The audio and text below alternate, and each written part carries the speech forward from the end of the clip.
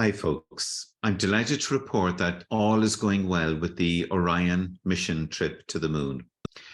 At a mission elapsed time of 2 days, 5 hours and 45 minutes, Orion made a second successful course correction using its auxiliary thrusters. It also maneuvered its solar arrays successfully.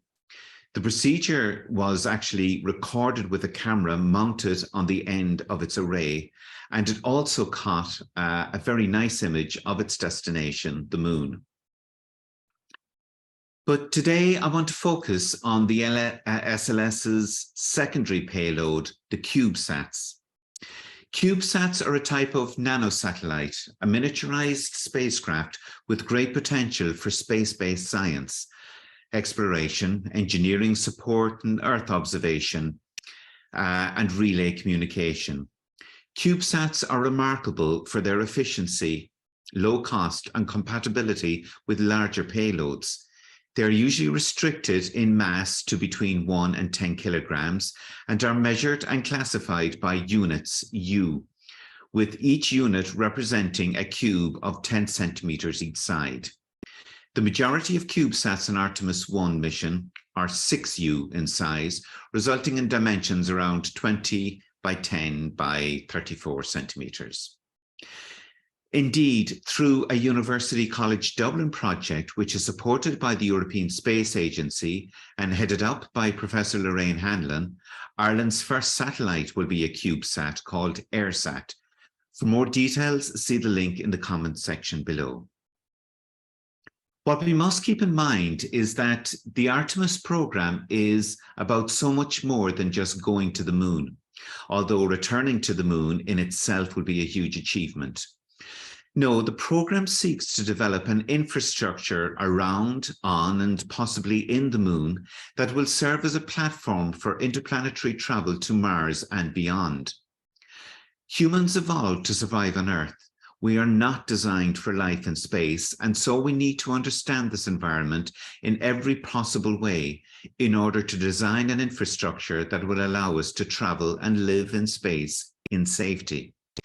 The flexibility, adaptability, and relatively low cost compared to standard satellites of CubeSats affords us the opportunity to explore and examine the environment of outer space to a level of detail never before imagined.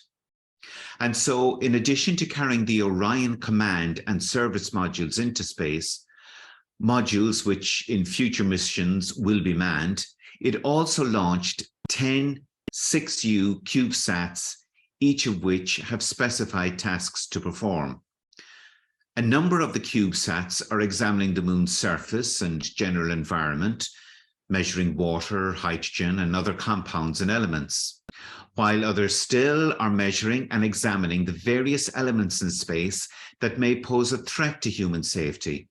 They will be examining various particles and magnetic fields in space, imaging the Earth's plasmasphere for a better understanding of the Earth's radiation environment, and using single-celled yeast to detect, measure, and compare the impact of deep space radiation on living organisms over a long period of time. One of the CubeSats will track the ICPS section of the SLS to see how it performs, a sort of advanced selfie camera, while another will conduct tests to demonstrate propulsion using plasma thrusters. There's even a CubeSat that will travel by solar sail to a near-Earth asteroid and take pictures and other characterizations of its surface. I've given a more detailed list of the 10 CubeSats in the comments section below as well. Each one of these CubeSats is a mission in itself and would normally require a full independent program, and yet all 10 were launched as a secondary payload system on the Artemis SLS rocket.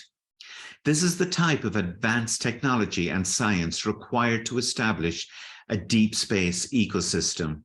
When you see this technology in action, you start to understand why we were simply not ready in the early 1970s to advance deep space travel, but that is for another day's discussion. So until the next time, keep looking up.